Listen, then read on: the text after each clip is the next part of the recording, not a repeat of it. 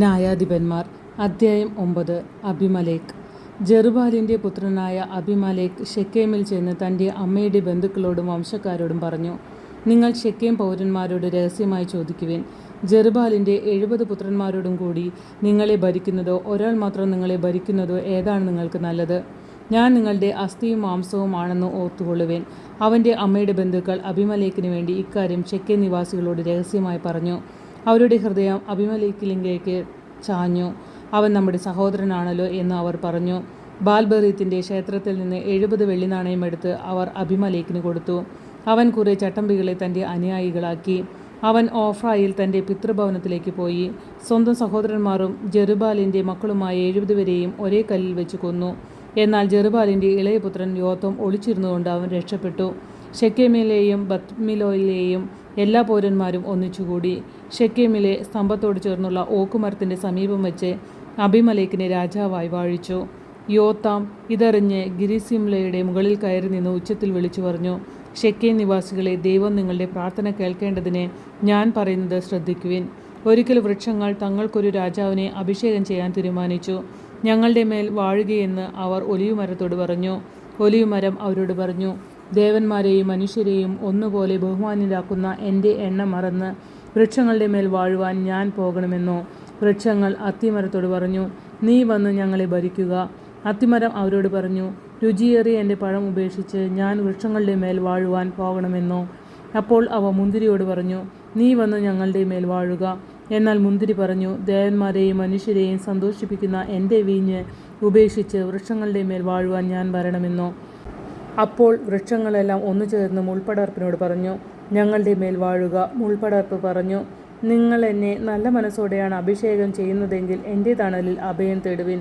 അല്ലാത്ത പക്ഷം മുൾപടർപ്പിൽ നിന്ന് തീ ഇറങ്ങി ലെബനോനിലെ ദേവദാരുക്കളെ നശിപ്പിക്കട്ടെ. നിങ്ങൾ പരമാർത്ഥ ഹൃദയത്തോടെയാണോ അബിമേലെക്കിനെ രാജാവാക്കുന്നത്?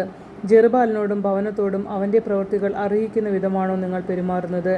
എൻ്റെ പിതാവ് നിങ്ങൾക്ക് വേണ്ടി പോരാടി ജീവനെ തൃണാൽ കണിച്ച് മിദ്യാൻകാരുടെ കയ്യിൽ നിന്ന് നിങ്ങളെ വീണ്ടെടുത്തു. ഇപ്പോൾ നിങ്ങൾ എൻ്റെ പിതാവിൻ്റെ കുടുംബത്തിനെതിരെ കരമുയർത്തിയിരിക്കുന്നു. അവൻ്റെ 70 പുത്രന്മാരെ ഒരേ കല്ലിൽ വെച്ച് നിങ്ങൾ വധിച്ചു. എന്നിട്ട് എൻ്റെ പിതാവിന് ദാസിയിൽ ജനിച്ച അബിമേലെക്കിനെ നിങ്ങളുടെ ബന്ധുവായതുകൊണ്ട് ശെഖേമിൽ രാജാവായി വാഴിക്കുകയും ചെയ്തിരിക്കുന്നു. നിങ്ങൾ പരമാർത്ഥ ഹൃദയത്തോടെയാണ് ജെറുബ്ബാലിനോടും കുടുംബത്തോടും പ്രവർത്തിച്ചതെങ്കിൽ അബിമേലെക്കിൽ സന്തോഷിക്കുവിൻ.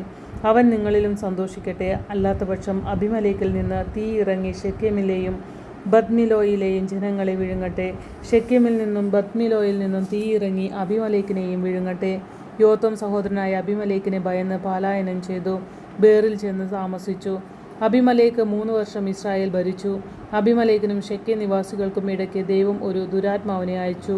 ശെഖേം നിവാസികൾ അബിമേലെക്കിനെ വഞ്ചിച്ചു. അങ്ങനെ ജെറുബ്ബാലിൻ്റെ 70 മക്കളോട് ചെയ്ത അക്രമത്തിന് പ്രതികാരമുണ്ടായി. അവരുടെ രക്തം ഘാതകനായ അബിമേലെക്കിൻ്റെയും കൂട്ടുനിന്ന ശെഖേംകാരുടെയും മേൽ പതിച്ചു. ശെഖേംകാർ മലമുകളിൽ അവനെതിരെ ആളുകളെ പതിയിരുത്തി. ആ വഴി കടന്നുപോയി എല്ലാവരെയും അവർ കൊള്ളയടിച്ചു. ഇത് അബിമേലെക്ക് അറിഞ്ഞു. ഏബദിൻ്റെ പുത്രനായ ഗാൽ തൻ്റെ ബന്ധുക്കളുമായി ശെഖേമിലേക്ക് നീങ്ങി. ശെഖേം നിവാസികൾ അവനിൽ വിശ്വാസമർപ്പിച്ചു. അവർ വയലിൽ നിന്ന് മുന്തിരി ശേഖരിച്ച് ചവിട്ടിപ്പിഴിഞ്ഞ് ഉത്സവം ആഘോഷിച്ചു. തങ്ങളുടെ ദേവൻ്റെ ക്ഷേത്രത്തിൽ ചെന്ന് തിന്നുകുടിച്ച് അബിമേലെക്കിനെ ശപിച്ചു. ഏബദിൻ്റെ പുത്രൻ ഗാൽ ചോദിച്ചു, ആരാണ് ഈ അബിമേലെക്ക്? അവനെ സേവിക്കേണ്ടതിന് ശെഖേംകാരനായ നാം ആര്? ജെറുബ്ബാലിൻ്റെ പുത്രനും അവൻ്റെ കിങ്കരനായ സെബൂളും ശെഖേമിൻ്റെ പിതാവായ ഹാമോറിൻ്റെ ആളുകളെ സേവിച്ചില്ലേ? ഈ ജനം എൻ്റെ കീഴിലായിരുന്നെങ്കിൽ ഞാൻ അബിമേലെക്കിനെ വകവരുത്തുമായിരുന്നു. ഞാൻ അവനോട്, നിന്റെ സൈന്യശക്തി വലുതാക്കി ഇറങ്ങി വരൂ എന്ന് പറയുമായിരുന്നു. ഗാൽ പറഞ്ഞു കേട്ടപ്പോൾ നഗരാധിപനായ സെബൂണിന് കോപം ജ്വലിച്ചു. അവൻ 6 മൈൽ അബിമേലെക്കിൻ്റെ അടുത്തേക്ക് ദൂതന്മാരെ അയച്ച് ഇങ്ങനെ അറിയിച്ചു, ഗാലും അവൻ്റെ ആളുകളും ശെഖേമിൽ വന്നിരിക്കുന്നു. നിനക്കെതിരെ അവർ നഗരവാസികളെ ഇളക്കുന്നു. അതുകൊണ്ട് നീ സൈന്യത്തോടുകൂടെ പുറപ്പെട്ട് രാത്രി വയലിൽ പതിയിരിക്കുക. അതിരാവിലെ സൂര്യൻ ഉദിച്ചുയരുമ്പോൾ എഴുന്നേറ്റ് പട്ടണത്തിൽ പ്രവേശിച്ച് ആക്രമിക്കുക. ഗാലും സൈന്യവും എതിർക്കുമ്പോൾ അവസരത്തിനൊത്ത് പ്രവർത്തിക്കുക. അബിമേലെക്കും സൈന്യവും രാത്രിയിൽ എഴുന്നേറ്റ് ശെഖേമിനെതിരായി 4 ഗണങ്ങളായി പതിയിരുന്നു. ഗാൽ പുറത്തു വന്ന് നഗരകവാടത്തിന് മുമ്പിൽ നിലയുറപ്പിച്ചു. അബിമേലെക്കും സൈന്യവും ഒളിയിടങ്ങളിൽ നിന്ന് എഴുന്നേറ്റു. ഗാൽ അവരെ കണ്ടപ്പോൾ സെബൂളിനോട് പറഞ്ഞു, അതാ മലമുകളിൽ നിന്ന് ആളുകൾ ഇറങ്ങി വരുന്നു. സെബൂൾ അവനോട് പറഞ്ഞു, മലയുടെ നിഴൽ കണ്ട് മനുഷ്യരാണെന്ന് നിനക്ക് തോന്നുകയാണ്. ഗാൽ വീണ്ടും അവനോട് പറഞ്ഞു, അതാ ദേശത്തിൻ്റെ മധ്യത്തിൽ നിന്ന് ആളുകൾ ഇറങ്ങി വരുന്നു. ഒരു കൂട്ടം ആളുകൾ ശകുനക്കാരുടെ ഓക്കുമരത്തിൻ്റെ ഭാഗത്തു നിന്ന് വരുന്നു. സെബൂൾ ചോദിച്ചു, നിന്റെ പൊങ്ങച്ചം ഇപ്പോൾ എവിടെ? നാം സേവിക്കാൻ അബിമലേക്ക് ആരെന്ന് നീയല്ലേ ചോദിച്ചത്? നീ അധിക്ഷേപിച്ച ജനമല്ലേ ഇത്? നീ തന്നെ പോയി അവരോട് പൊരുതുക.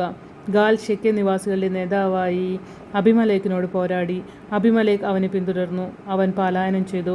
പട്ടണ കവാടം വരെ അനേകർ മുറിവേറ്റു വീണു. അബിമലേക്ക് അറുമായിൽ താമസമാക്കി. സെബൂൾ ഗാലിനെയും അവൻ്റെ ബന്ധുക്കളെയും ശെക്കെമിൽ താമസിക്കാൻ സമ്മതിക്കാതെ അവിടെ നിന്ന് തുരത്തി. അടുത്ത ദിവസം ജനങ്ങൾ വയലിലേക്ക് പോയി. അബിമലേക്ക് അതറിഞ്ഞു.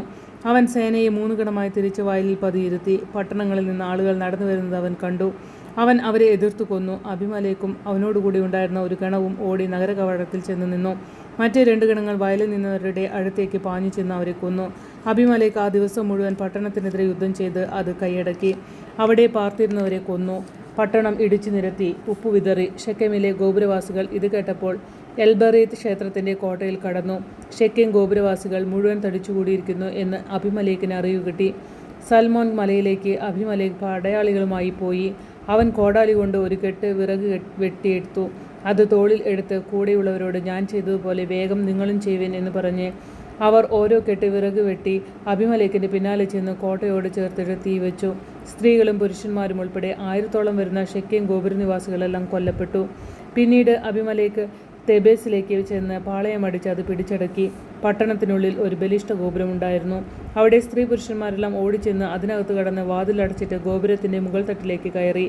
അബിമലേക്ക് ഗോപുരത്തിനടുത്തെത്തി അതിനെതിരെ യുദ്ധം ചെയ്തു. ഗോപുരം അഗ്നിക്കിരയാക്കാൻ അതിൻ്റെ വാതിക്കലെത്തി. അപ്പോൾ ഒരുവൾ തിരികല്ലിൽ പിള്ള എറിഞ്ഞ് അബിമലേക്കിൻ്റെ തലയോടുടച്ചു. ഉടനെ അവൻ തൻ്റെ ആയുധവാഹനായ യുവാവിനെ ബന്ധപ്പെട്ട് വിളിച്ചു. ഒരു സ്ത്രീ എന്നെ കൊന്നു എന്ന് എന്നെക്കുറിച്ച് പറയാതിരിക്കാൻ നിന്റെ വാൾ ഊരി എന്നെ കൊല്ലുക എന്ന് പറഞ്ഞു. അവൻ വാൾ ഊരി വെട്ടി. അബിമലേക്ക് മരിച്ചു. അവൻ മരിച്ചെന്ന് കണ്ടപ്പോൾ ഇസ്രായേൽ ജനം തങ്ങളുടെ വീടുകളിലേക്ക് തിരിച്ചുപോയി. തൻ്റെ 70 സഹോദരന്മാരെ കൊന്നു. പിതാവിനോട് ചെയ്ത ദ്രോഹത്തിന് അബിമലേക്കിന് ദൈവം തക്ക ശിക്ഷ കൊടുത്തു. ശെക്കെം നിവാസികളുടെ ദുഷ്ടതയ്ക്ക് ദൈവം അവരെ ശിക്ഷിച്ചു. ജെറുബ്ബാലിൻ്റെ പുത്രനായ യോഥാമിൻ്റെ ശാപം അവരുടെ മേൽ പതിച്ചു.